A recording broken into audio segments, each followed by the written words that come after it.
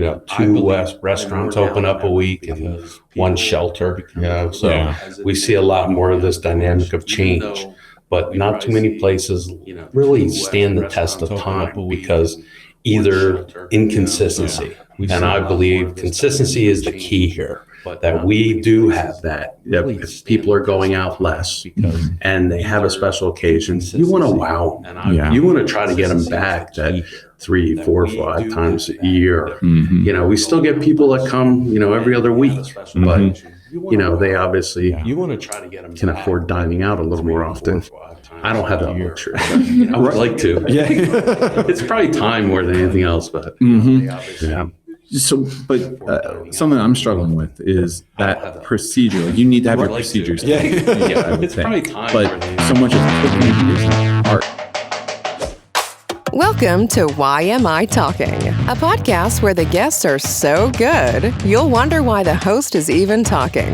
In each episode, you will hear one of the leaders of the Lehigh Valley's vibrant business hub. They will tell you the keys to their success, the mistakes they've made, and what they have in store for the future. Here is the host of YMI Talking, from YMI Insurance, Jimmy Honachik. All right, that's me, Jimmy Honachik, and I am joined by Emily Ellis. Hello. How are you? I am good, but now I'm hungry. That is a great point. I'm starving. Shawn Doyle from Savory Grille. This man can talk about food. He can. He makes it sound really good. His whole face lights up and you can just see him visualizing the food. And it made me so hungry listening to him describe it. Me too, but you're going to Savory Grille here soon. I can't wait. By the time this episode has aired, I will have eaten there. Nice. And from everything I've heard, I'm in for a treat. I don't know what I'm going to get. I heard scallops come up. I love scallops. I just really love food. And Shawn does too. And he's like, I just like lots of food. Like, me too, Shawn. And it sounds like they have their own ice cream. Oh, yeah. You should have asked him what flavors. I should have. But you're in for a treat when you go. Yeah, whatever flavor is on the menu, I'm getting it. We're getting into ice cream season right now, which is the best season. It is. For me, actually, it's all year round. I've done this. My family yelled at me, like my kids, who are young kids who should want ice cream all the time.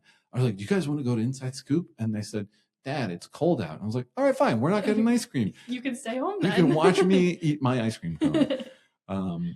Because it's ice cream season. It is. Yeah. So, all right. I will get maybe scallops, but definitely ice cream. Definitely. And I cannot wait. And I can't wait for everyone to watch Shawn talk about food because it's the greatest experience ever. It is. All right. Here we go.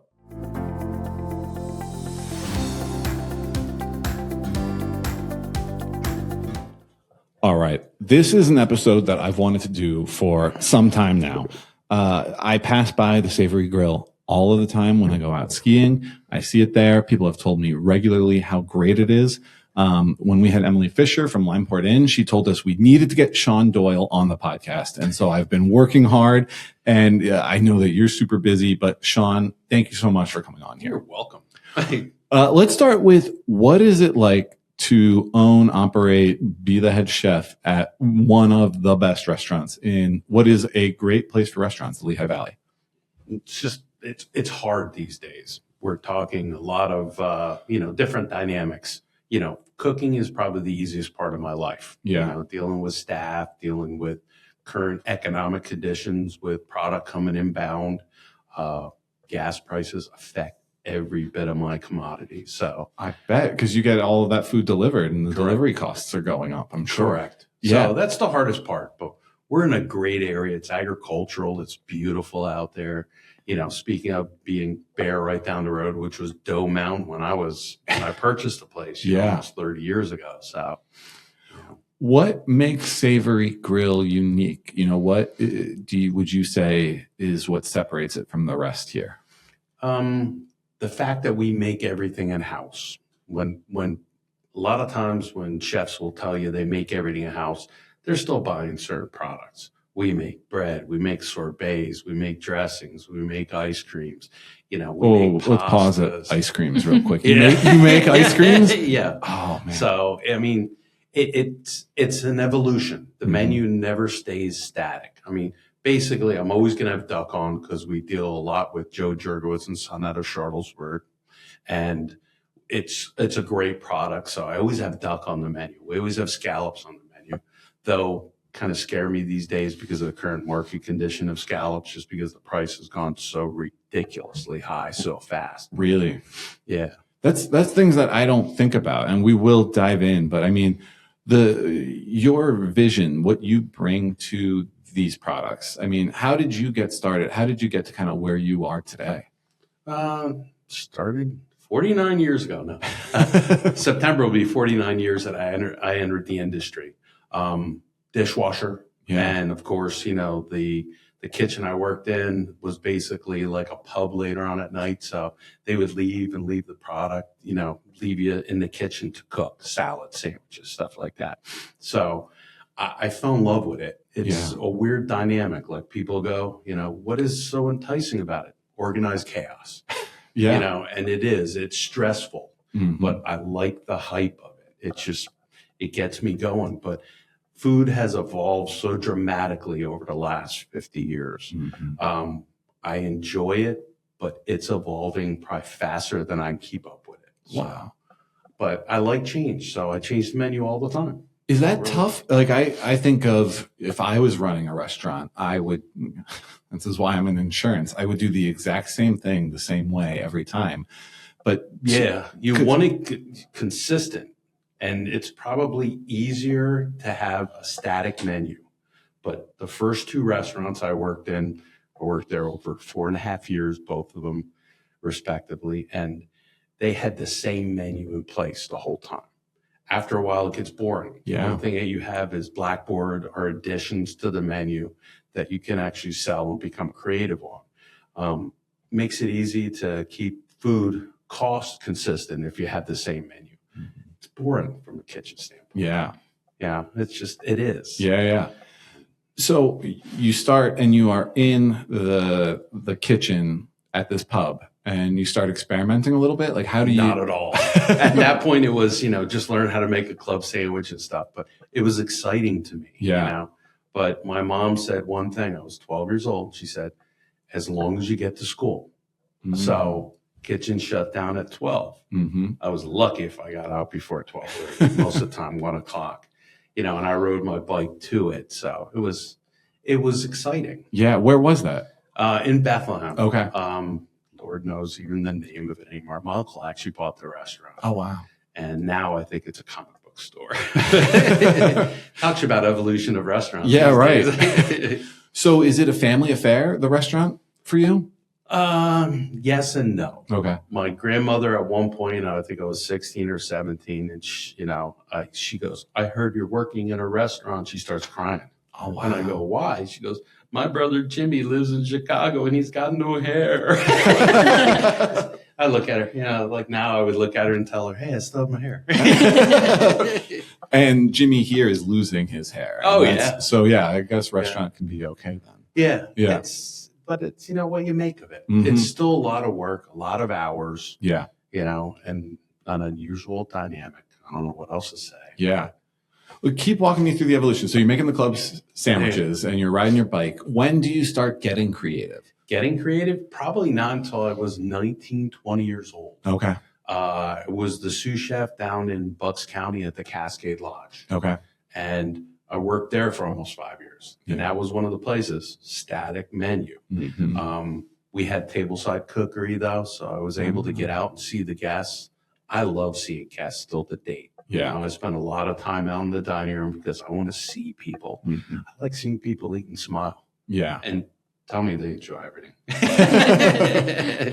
Well, I was telling you this a little bit beforehand, but my parents just went there for their anniversary. Beautiful. And it was like, that's the word that I think would sum it up. My dad could not stop gushing over the way the food was presented, the way the food tasted, the server. How much work goes into, fine tuning all of that so that experience truly resonates with the client? A lot.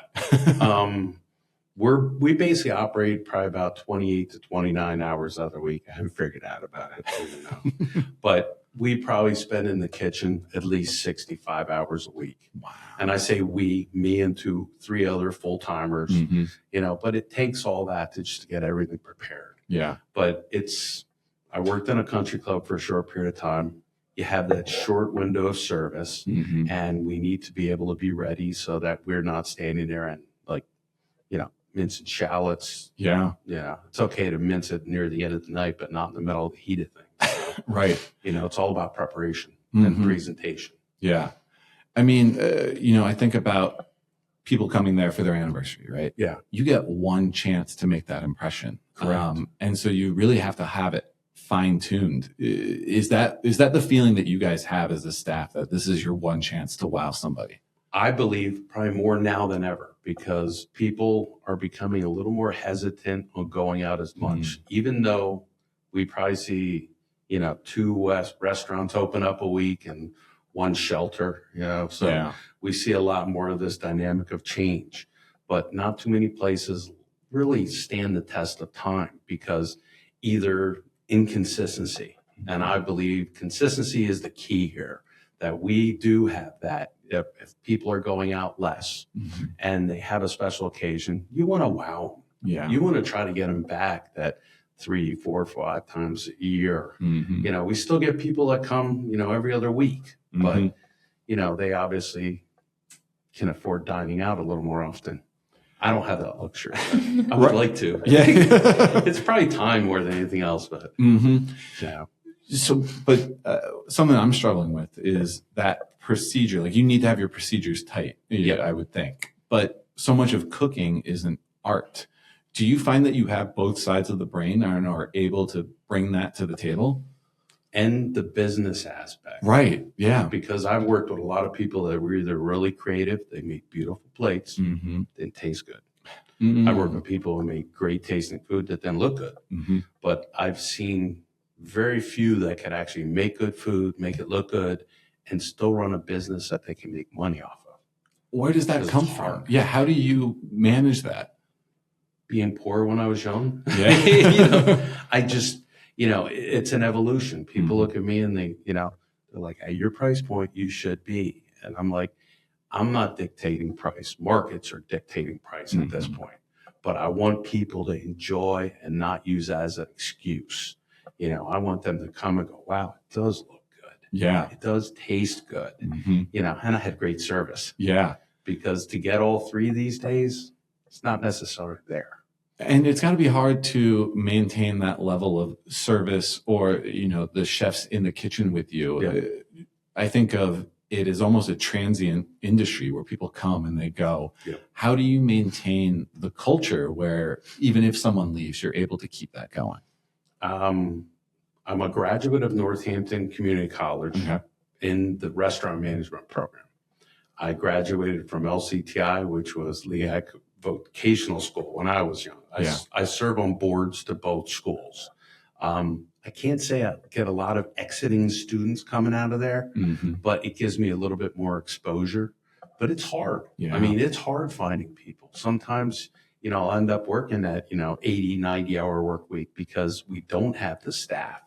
But I got to make sure they're there during service. Yeah. It's not like when I was young. Cascade Lodge, I was scheduled 74 hours a week. Wow. And it's like, that's the way it was. Now, things have evolved. We've seen better working conditions for people in kitchens, but it takes a lot of work. I don't know what else to say. It's not a 40-hour work week in most cases. How do you manage the stress, right? Where you have this 60, 80-hour work week, plus you have, the bills piling up. I feel like that's a lot on your shoulders. How do you Some manage days, and then other days where I can rely on the people that I have. I am fortunate right now. I've got people that care. Yeah. They're willing to come in early if they need to. They're great eyes that keep it consistent. So if it is a soft evening, you might come in and I might be out on the lawn. The guy waving at you in front of the tractor. But, I enjoy being outside. I built a greenhouse. The property looks beautiful right now. Yeah. I don't know what else to say. If you don't have the passion, you're not going to put the time and effort into it. So I don't know. It's stressful sometimes. What's your favorite part of it? Yeah. Seeing people. Yeah. I really do appreciate it. Getting out. When we've been understaffed in the past, I couldn't get out into the dining room, so you couldn't see people. It's something about someone eating a dish and describing it to you. and you made it. Yeah. And they're describing how they interpret it. Yeah. It's exciting. It really is. And the smile on their face, if they're really happy, you know, I love just seeing people more and more often. So, well, when we get off here, I will show you the texts from my dad, who during dinner with his wife at the anniversary is just texting me, raving about every single piece of it. Must have been the service.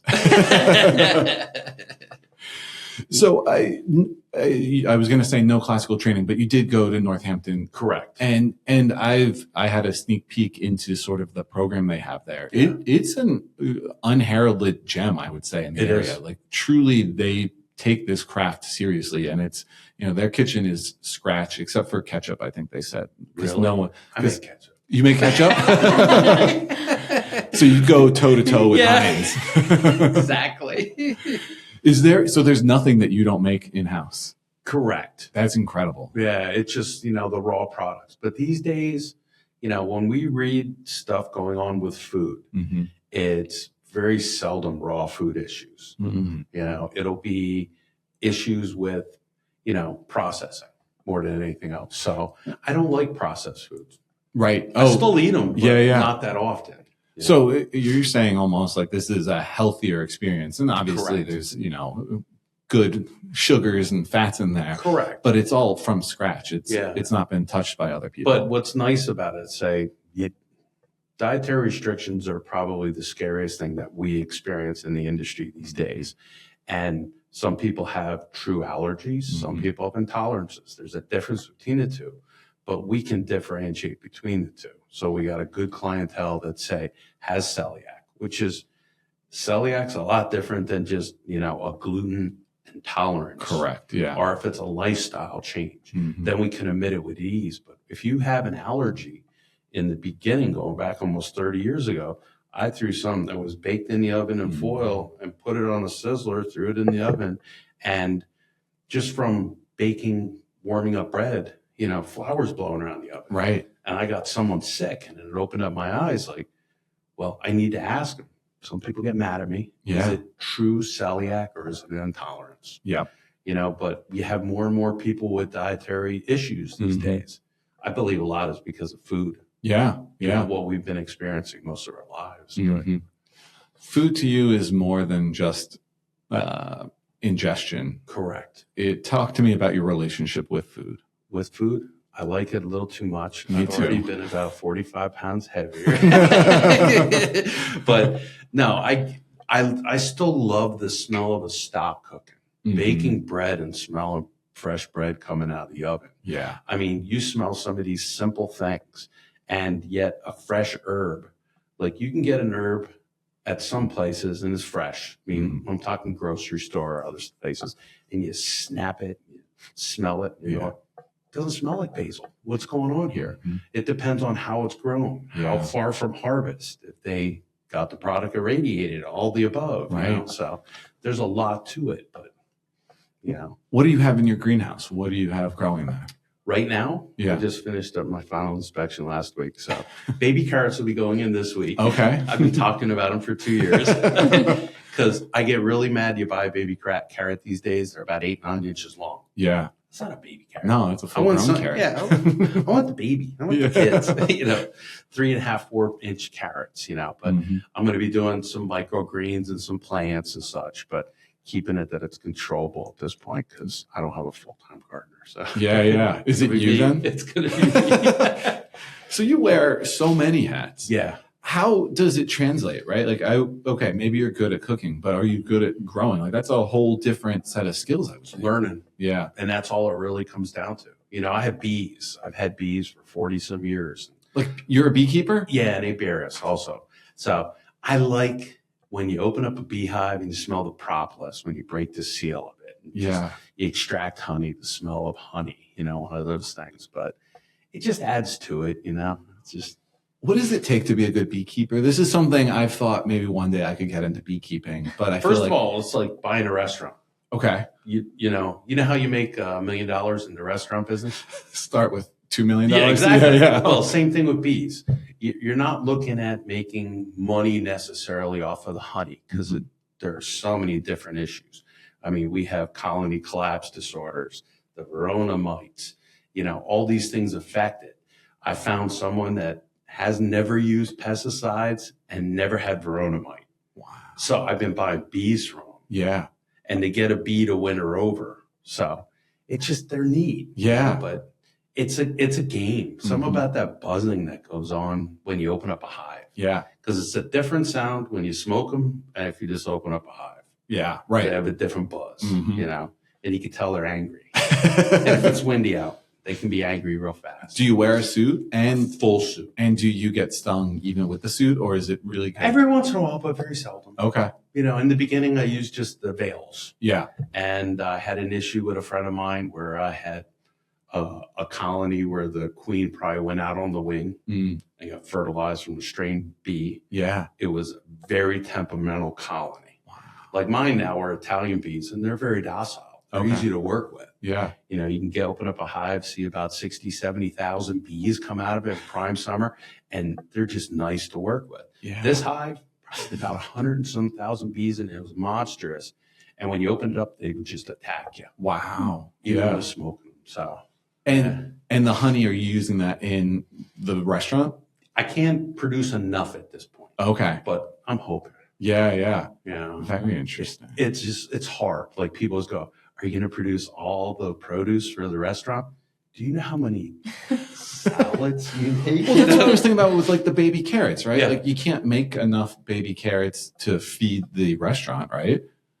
But to add it to something. Yeah. Okay. So say if I have 5 or 6 different vegetables, they'll be used to complement a dish. Yeah. But I'm one of those people, like you talk about food. I like buying good food that doesn't need much to it. Yeah. So salt and pepper. You get a good steak. Yeah. Salt and pepper. I do make a tea out of an oil and basically just baste it and grill it, and it's simple. But if the protein itself tastes good, you don't need to do a lot with it. Everything else just adds to it. Yeah. And to make it look good. Stay off my rim. So you're someone who takes the food, the raw product very seriously. Oh yeah. And you talked about where you're sourcing some of the items from. Is it all like, do you have sources for each item on the menu? Except for fish and beef proteins. Yeah. Beef protein is hard. I will do offcuts locally, but to get a supplier to give me enough tenderloins, because there's only 2 on a cattle, it's hard to get a supplier that'll commit to that. Yeah. Especially when they can cut into steaks and probably make 3 times as much as they would sell it to me for. Right. So a lot of times I'm watching where I'm buying those from. So they might be out of the Dakotas, where I know that the cattle are eating just corn. We're highly predominantly soy in our area. Okay. And soy is not necessarily the best thing for us. Yeah. That's what it really comes down to. I don't cook with soy. I love soy sauce. I love poison. I love things that are fermented soy. But, as far as feeding it to an animal, not necessarily.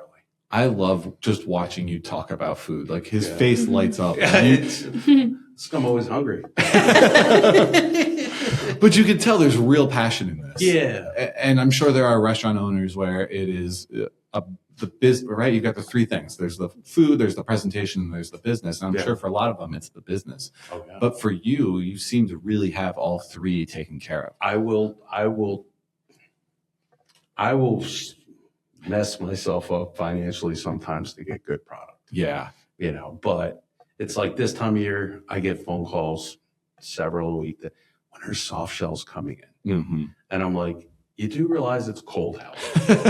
The crabs like bedding themselves in the sand when it's cold. They follow the moon cycles. They come out on a full moon because of the tide changes. Everything. There are so many things that come in. You really have like a 10-day period, unless these people are grabbing them out, putting them in shedding tanks where they're changing the temperature of the water to get them induced shedding. Which does not sound like the Shawn Doyle style. Some of them are good though. Okay. There are many. Yeah. That's just it. You got to find a good supplier.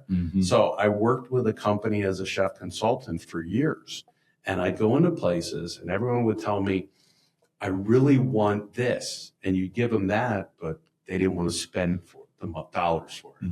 And it's a hard, because like when it comes to fish, you have a short window of being able to keep it. Yeah. And I like good fish. That's all it comes down to. Yeah. Will you do any kind of fish? What sorts of fish do you specialize in? I try not to specialize in any type of fish. Okay. Like this week, we're dealing with some wolffish Okay. out of Iceland. Yeah. Just because it's interesting and they're coming in, they're very clean. I've only ever had it once before myself. Yeah. And everyone always goes, I want to know that it's MSC certified.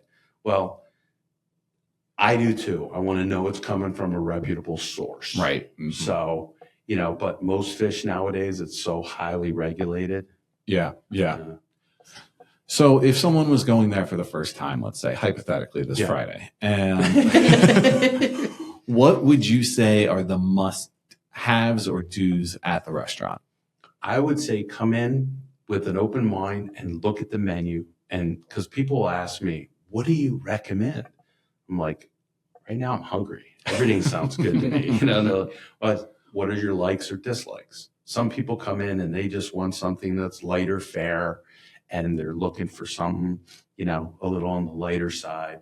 So that's not me. Me, I go out to eat because I want to eat. Yeah, same. And it's like, I won't tell anyone, hey, give me low salt. I want to know how Shawn Doyle makes it. Yeah. See if you like it. Yeah. If you want salt, I'll get you salt. Right. But there's not going to be salt or pepper on the table. I'm hoping it's seasoned right. Yeah. But I mean, I got into chili rellenos over the weekend. Okay. And I'm like, use a good cheese. You get it. I mean, it's just like, I love it. Yeah. Good avocado, which is another thing hard to find these days. Avocados. Good avocados. Yes. Yeah. You can find avocados anytime. But I went to the store today. I'm like, I'm not buying them. They're not going to be on the menu. But I have good suppliers that do have ripening rooms. So. Do you have downtime? Do you have free time? Oh, yeah. Every Tuesday night. What do you do in your free time? Play with the bees. Mow the grass. Grandchild. Okay. Oh, I got a second one on the way in like 7 weeks. That's awesome. And between that and just family meal on Tuesdays. Yeah. I love that. We get together. Yeah. It's important. Are you cooking the family meal? No. Unless it's on the grill. Okay. My wife doesn't manage to grill well. Yeah. Other than that, it's like, no. It's my day off. All right. So season 4, we are sponsored by the Swiftwater Hotel in the Pocono Mountains. It's beautiful. It is the best vacation you can take in the area. So we like to ask our guests, what's the best vacation you've ever taken? Probably my 60th birthday last year. It was just nice. It was the ideal time just to get away. Yeah. And I told everyone, because it's January, you're never sure how business is going to be that first week. Yeah. But went down to Negril and sat on the beach. Yeah. What'd you do? You ate and drank? Did you do anything else? Yeah, I went on a catamaran. Snorkeled a little bit. Which, like, considering you're nonstop, I feel like it's probably nice to take that step back a little bit. We definitely closed the restaurant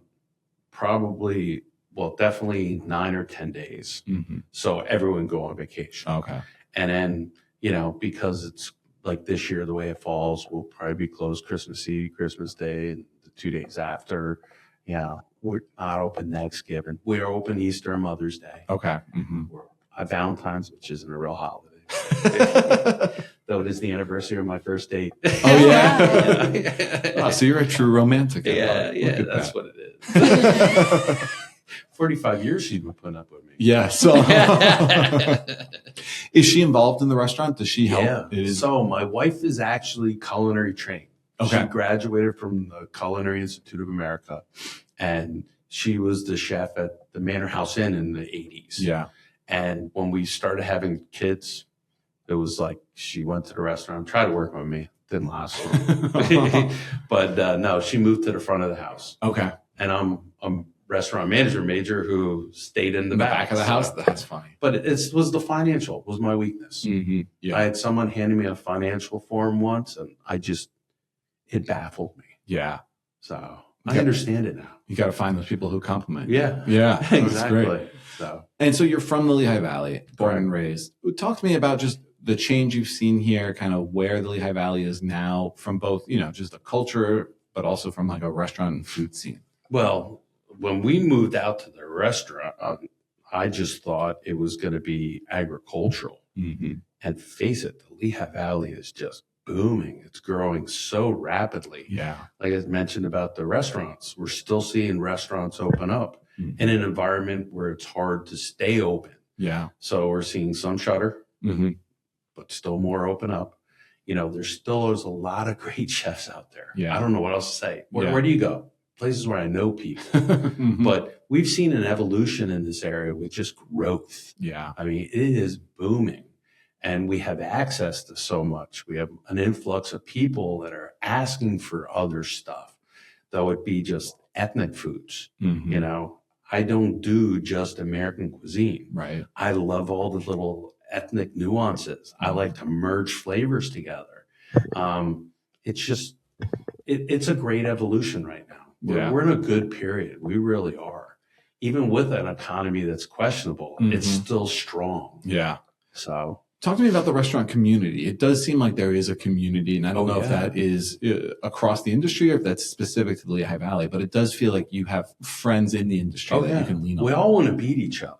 Right. I want to win. You want to be the best. They want to win, but no, they're a great bunch of people. 2 weeks ago, we did an event for Chef Cycle? Yeah, Mm-hmm. it was fantastic. Yeah. And what was neat about it is there was like 30 chefs there, Mm-hmm. more than we ever needed for the size of the establishment, the number of courses we were doing. Yeah. But it was neat. So groups went out of the kitchen, groups came in, we put up courses, but it was fun. Yeah. I had, a lot of times you're looking at it like, it's my day off. I'd rather just sitting at home and having a, martini or something like that. Mm-hmm. But it was so much fun. Yeah. It was exciting, and it was for a good cause. It is. Yeah. Yes, chef, you had mentioned about. Yeah. Mm-hmm. Same thing. Yeah. Good cause, And there's not enough of them. There's so many causes out there where we're questioning where the dollars are going. Mm-hmm. When we see things like this where people are donating their time and food and the dollars are going directly to a good cause. Yeah. It's not like they're keeping 40% of it or Right. 90% of it. Yeah. You're giving $5 for every entree. Uh-huh. They were fun. They really were. That's great. Yeah. Good area with a lot of great chefs. And when I say not only Lehigh Valley, we're talking, Easton, Nazareth, Mm-hmm. all the way down to Bucks County, Berks County, into Lehigh County. Just a lot of great people. Yeah. Yeah. Do you feel any sort of camaraderie with, I think of like a lot of the Lineport and Bolete, like in these old farmhouses where you're really specializing in elevated cuisine? Is there a camaraderie there? Oh, yeah. Yeah. Well, Lee from Bolete and I graduated from Salisbury. Oh, get out. Okay. I might be a little older than him, but either which way, Mm-hmm. And I met him the first time just lecturing to a class. Wow. And, I enjoy his food. Yeah. Oh, yeah. I enjoy Emily's food. Mm-hmm. Like I go down there and people go like, well, you go there because you get something special. I don't want anything special. I just want good food. Yeah. Mm-hmm. What I do want is really good service. Yes. So I hate this. I could talk to you about food all day. Yeah. Truly, I want you to just start a YouTube channel. Yeah. That's you talking about food, and I can watch this. But is there anything that we didn't hit? Anything that you think we should know about Savory Grille or about you that we didn't talk about? Just come join us. Yeah. And enjoy yourself. Mhm. And on Friday, I'm looking forward to seeing you. I can't wait. I truly, if my dad's review is anything, I cannot wait. But people have been saying this since we've moved here. And every time I drive by, I'm like, I hear this is one of the best restaurants in the area. So We try, and we do have good service. And that's what's nice. That merge of front and back of the house, because I don't know how many times I've gone out to dinner, just didn't get great service or even good. Yeah. Yeah. The food can be one thing, but Take if my dirty glass off the table, please. Yeah. Well, I cannot thank you enough for coming on here and sharing your story. Savory Grille is an institution here, and we're lucky to have it. And Shawn, we're lucky to have you. Thank you. Thank you very much. It was Awesome. a pleasure. Good.